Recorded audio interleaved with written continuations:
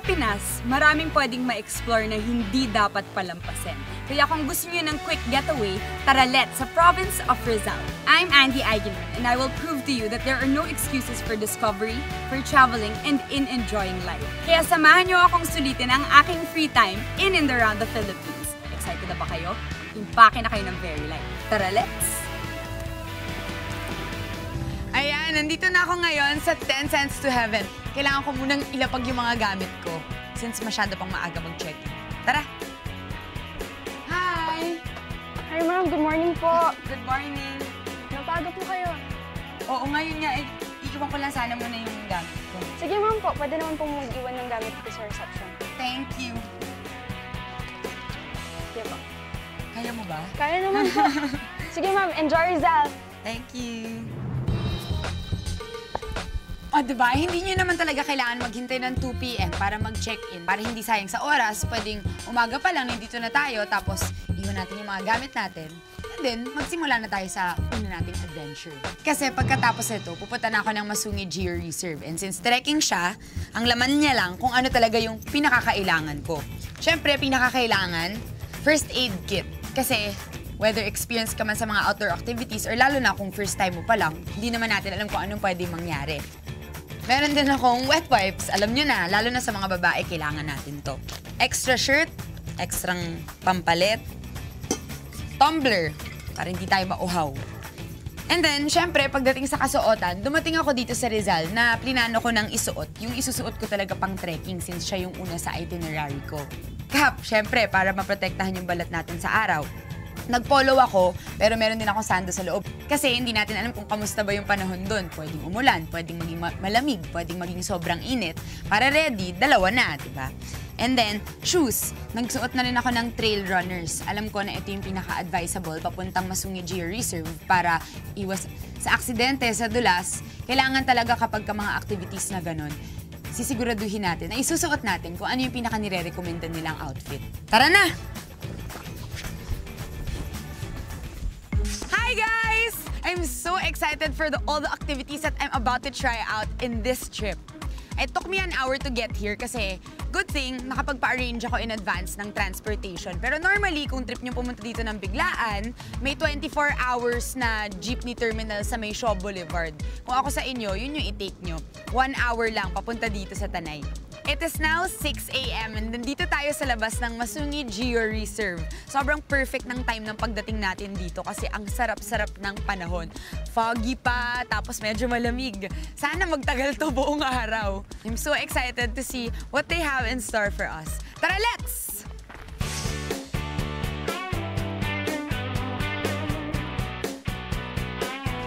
I hope it doesn't get any harder than this when we go because for other people, diba? It's going to be more complicated. And from what I hear, itong trek naman na to, it caters to even beginners, even yung mga hindi naman talaga experienced trekkers. Nauuna na sila. Tapos ako, I think, dito ako dapat sa silungan na to para sa orientation. Okay, so tapos na yung orientation dito sa silungan. Now it's time to officially start the trek.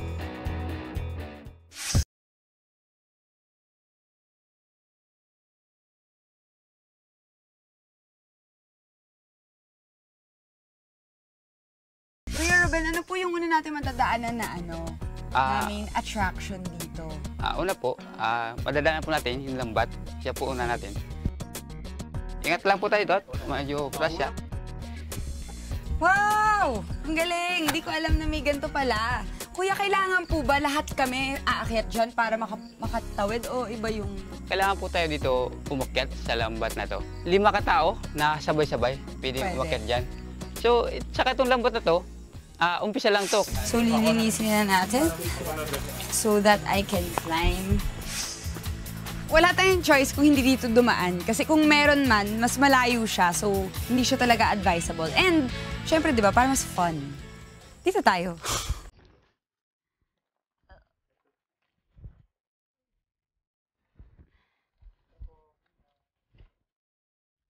Meron ba wala? I've forgotten. Para sa akin, sakto lang naman yung pag-akyat. Dito sa side na to, mas maraming lubid, so mas madali siya. Yun. Hindi ko alam na magagamit ko pala yung training ko sa PMA.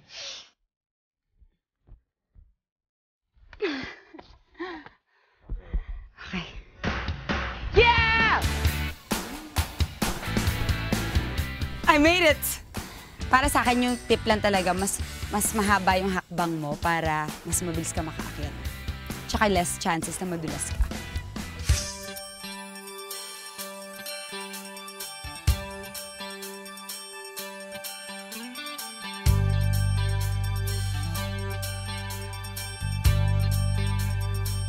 Yun! Ayun na po yung sapot.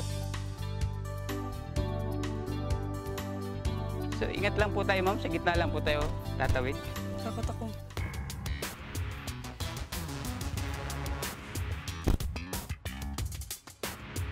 Actually, hindi ko na-realize na medyo nakakatakot pala.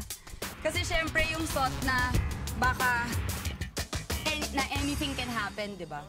But, nevertheless, it's so beautiful and it's so worth it anyway. Yung maganda sa kanya is itong sapot talaga mismo na nasa taas ng lahat ng mga rock formation. Tapos yun yung background para kitang-kita lahat. Mas nakikita mo yung beauty ng God-made at saka ng man-made na creation dito. Nice, nice.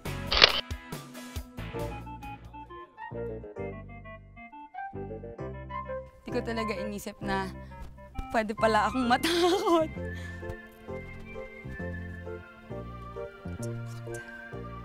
Tut! May malaking butas. Para-paraan.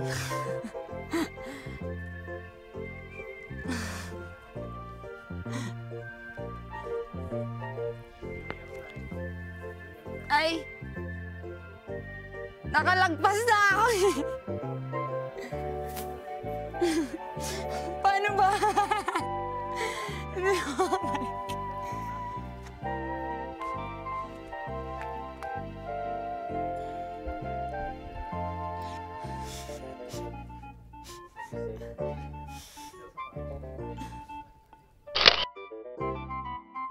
Next, pupunta tayo dun sa kabilang side if you can see that green roof over there. Ang tawag dyan yung patak. Tara?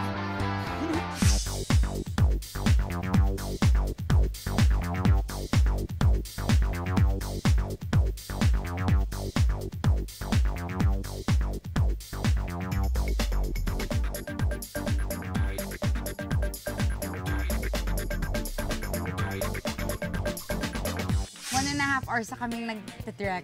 Pero ngayon pa lang talaga ako nag-make ng conscious effort na uminom ng tubig. At sobrang sarap niya. I've almost forgotten what water tastes like. Kasi natatakot akong mawiwi.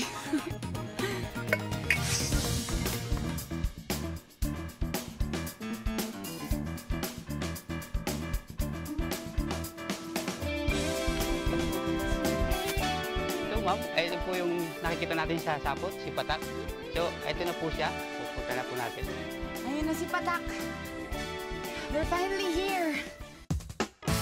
So, ito ma'am, kaya tinawag siyang Patak kasi kinuha siya sa hugis ng patak ng ulan. Kaya siya tinawag na Patak.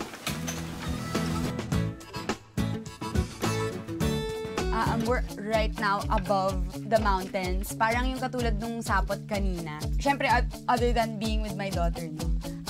Ito yung mga klase ng mga adventures na gusto kong tinitake on. Kasi marami rin ikaw natututunan. Like with people like Kuya Ruben, you will be able to learn a lot and even more because talagang tatatak siya sa'yo. Kasi nararanasan mo siya habang natutunan.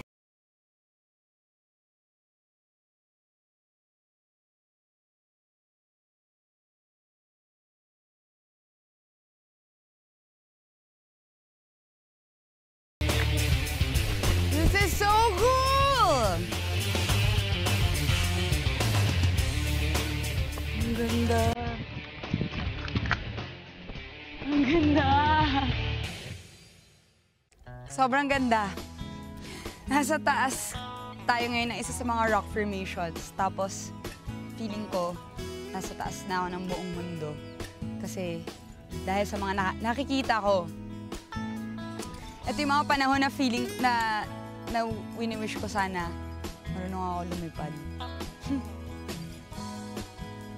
if you think we're at the tallest, ayun si tatay. Yan. Pero bago ang lahat, bumaba muna tayo. Wish me luck! Kuya Ruben, paano po bumaba? Dito ma'am, bago po tayo baba, kapit sa kable. Then kailangan po natin, gitna ng mga bowl tayo aapak. Sa gitna ng bowl. Tapos, yan. Diretso lang po, basta sa gitna lang. Okay. Mas madali. Umakyat. Yan, basta sa mga... Sana may dapat alam mo yung kulang na ginawa nila na man-made dito para para sa mga tao. Dapat may mga slide. Okay, bye. Dito pa rin. Tapos, kinakabahan talaga ako kasi ayaw ko mamatay.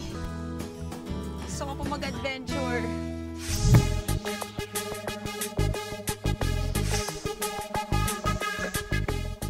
Ipit lang po ma'am sa rope.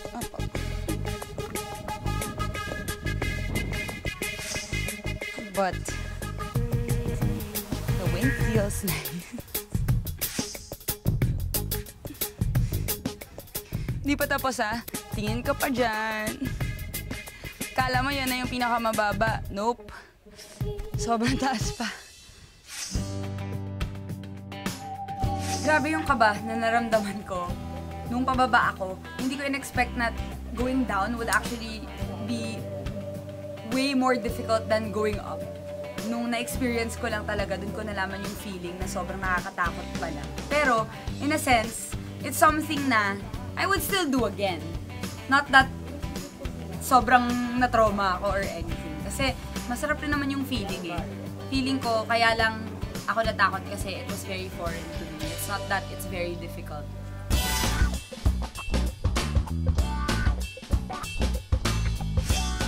Don't look down. Don't look down. Whew.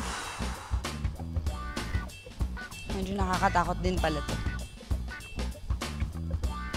Kasi nakikita ko na yung baba.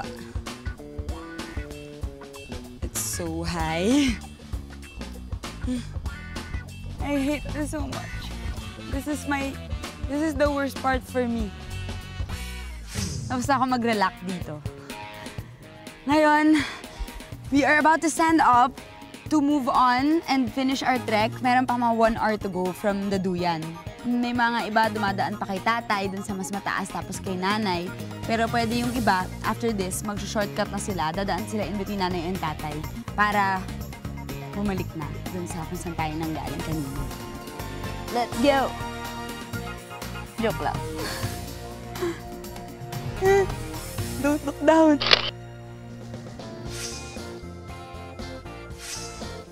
Kamusta po ang buhay baba natin sa Duyan po ma'am? Okay. Ayos. Saan naman tayo, kuya? So ito ma'am, yung papasok tayo sa Yungib ni Ruben. Yungib ni Ruben? Oh, Yes, kapangalan mo? Yes po ma'am. Yung Yungib yan, pinangalan sa akin dahil ako po yung unang naka-discover. So ito po lang Yungib na to, siya pala yung daan. Papasok siya at paakyat ng tatay.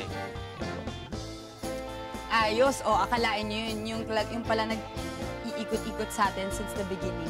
Malaki yung isang malaking bagay ang kinontribute niya para dito sa reserve. Pasok tayo. Helmet. Don't forget pala, magkalimutan. Helmet, lalo na pag papasok sa mga kids. Kasi yun yung purpose kung ba tayo nagsusuot.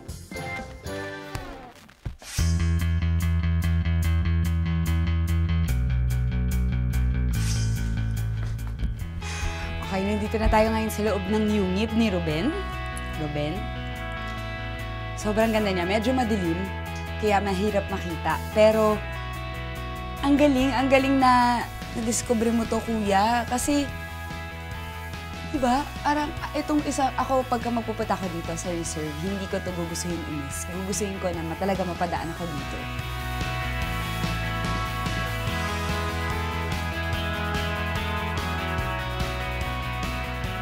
Wow! Okay. Kuya, hindi mo sinabi sa akin may ganito pa pala. Sobrang mas maganda siya ngayon. Alam mo, ito yung sinasabi pala nila na dapat daw dumaan ka sa yungib ni Ruben kapag ka gusto mong pag-cool down. Kasi mahangin siya, press ko dito sa loob talaga. As in, pwede ako tumambay dito buong araw. Okay lang. So ito po, dito sa loob ng unit, mapapansin nyo, ito po yung mga nabago rito sa loob ng unit. Pinatagal po namin siya. Dati kasi makipot siya, ngayon pinalawag po lang namin siya. Tapos nilagyan ito, fountain. Yan. Pero to, dati na yan dito. Wala kaming binago dyan o ginalaw. So ito lang po yung ginalaw namin, itong baba. So pwede po maglagay dito ng piso tapos mag-wish ka. Ayan po, ginagawa po nila dito, yung wishing. Ayan, naglalagay po sila dyan. 5 pesos yung ilalagay ko. So, ibig sabihin ba, mas matutupad yung wish ko. Okay.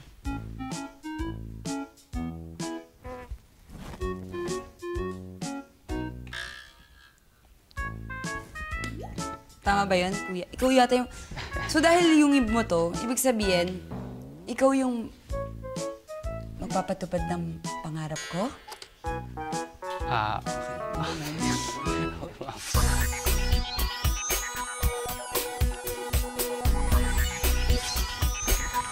That is the end of our trek. Thank you so much, Kuya Ruben, for taking us around Masungi JR Reserve.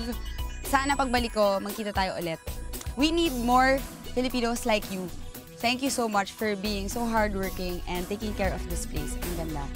Salamat po sa inyong pagpunta po dito sa Masungi. Okay. Thank you, Kuya.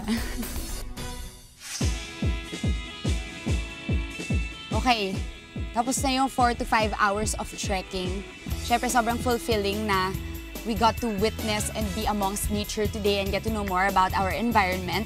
But other than that, another thing that's so fulfilling to me, in my opinion, is after a trek, ang sarap ng kain, tapos deserve na deserve mo, di ba? After that, pupunta daw tayo sa sinasabi nila mga masarap daw na kainan dito sa Tanay Rizal. Tara!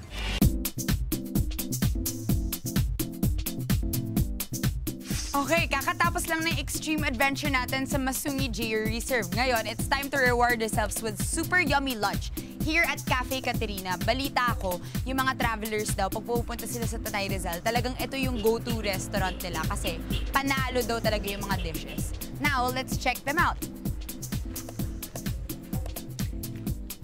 Dito tayo.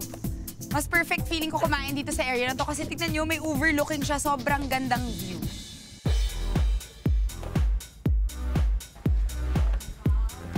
Sobrang excited akong kumain ngayon kasi hindi lang ako gutom. Ang sarap pang kumain dito sa lugar na to kasi perfect na it comes with such a breathtaking view. Look at that!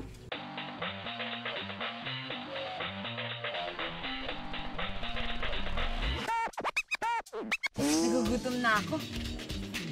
Waiter! Thank you. Ang pinupuntahan daw dito yung bulalo, so siyempre yung i-order ko, isang bulalo. Anong pwede pong gulay? Mahilig ako sa gulay. Yung pakbit po na yun, nakakasarap po. Lagi kong dinadayo po. Oh, sige, isang pakbet din. And then, tiempo. Isang grilled yan. Ano siya. Tapos, rice. Rice po, ma'am. Thank you. Excited na ako.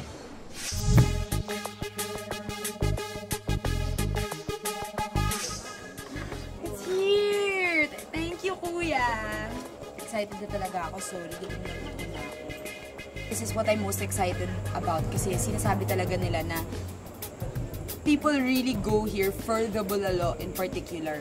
Hindi mo na pala kailangan pumunta ng Tagaytay. Kung taga-north ka lang, pwedeng magtanay Rizal ka na lang. Pati yung view, kapareho niya rin. I mean, it's also as beautiful. Ayan.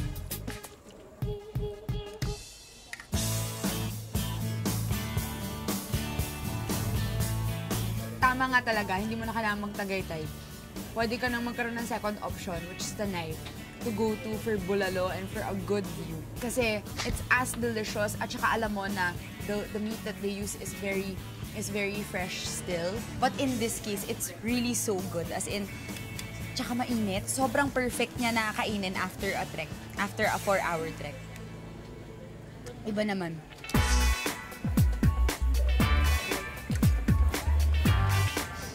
ang babalikan ko dito, more than the bulalo, other than the bulalo, is the liempo. Parang I've never tasted liempo na ganyan yung marinade. As in, no joke, hindi ako pork na person, pero sobrang sarap niya kasi ang nalalasahan mo talaga yung flavor at saka yung texture ng pork. Bagay lang sila, hindi mo nararamdaman na yung kinakain mo, taba.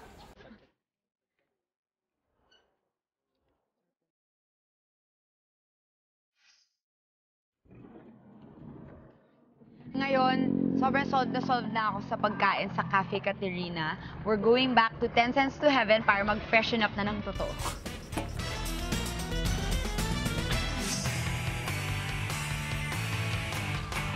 Ngayon, time na para mag-relax. Pero bago ang lahat, it's time to pitch my tent!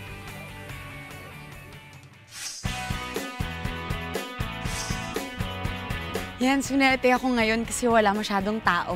So, libre ako para mamili kung saang lugar ko talaga gusto. Siyempre, ang pipiliin ko, una sa lahat, yung pinakapatag, yung ground. Tapos at the same time, lagi kasi ako nawiwiwi. Kaya sinigurado ko yung pipiliin kong lugar, hindi ko na kailangan lumayo para maka-CR.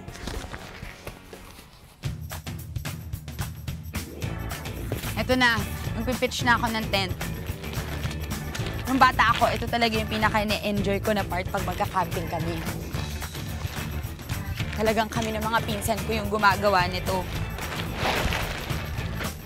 Bata pa ako na natuto ako mag-pitch ng tent kasi naman ako sa daddy ko yung pagkakaroon ko ng sense of adventure tsaka yung hilig ko sa outdoor activities. So, nung bata ako, siya yung nagturo sa akin na lahat ng to. At from pitching a tent hanggang sa pagsa-start ng fire, nalaman ko lahat yun sa kanya. Isa lang ako. Daddy, tulungan mo naman ako. Para sa mga solo travel. Pangarap ko talagang sumali sa Hunger Games. Hindi ko mananalo ako eh. Ayan, ngayon, nandito na ako sa huling butas ko. Sa wakas. Buti hindi ako inabot ng dilim. Tapos, eto, may trusty banig. Kahit saan ako pumunta, talagang dinadala ko to. Para sure, kahit wala akong upuan, pwede ako humiga. At umupo kahit saan kung gusto. Fini! Tapos na. I did it! I pitched my own tent. Halatang-halata naman yata sa itsura ko na nakakapagod magtayo ng tent mag-isa. Siyempre, bukod sa tent, sa sleeping bag, sa mga gamit pang tulog, at saka sa mga extra clothes, meron din tayong mga basic necessities sa kailangan kapag nagka-camping. Siyempre, of course, tubig, pinaka-importante. Kung sakaling magutom, canned goods, pwede na rin yun. Hindi rin naman siya gaanong mabigat, kaya madali siyang dalhin. Garbage bag. Kailangan natin ng garbage bag kasi hindi naman natin nababasa ang weather. Next, flashlight, of course, para kung sakali may isa pa akong source of light. Raincoat, para kung sakaling umulan, yung sarili mo naman yung mapoprotektahan mo at hindi ka mababasa. Pinili ko talagang mag-camping kasi alam ko na karamihan sa mga pumupunta ng Rizal, ito talaga ang ginagawa. Sa tingin ko, pag nag-camping ako, mas makukumpleto talaga yung Rizal experience ko. Pero kung hindi naman ikaw yung type na mahilig sa camping, meron din sila mga ibang accommodations dito. Meron din sila mga rooms na pwede mong ipa-reserve. Bukod doon, meron din mga hotels, inns, lodges tulad ng Gathering Hills. Nagsisimula yung mga accommodations dito from 1,500 pesos a night. Pwede kang kumuha ng information tungkol sa Gathering Hills, 10 Cents to Heaven, at mga iba pang mga hotel dito. Sa budget na 3,000 pesos hanggang 18,000 pesos, pwede mo nandalhin dito yung pamilya mo, yung tropa mo, kaya yung kadate mo. Ayan, naayos ko na yung tutulugan ko. Ngayon, magpapalit lang ako ng damit.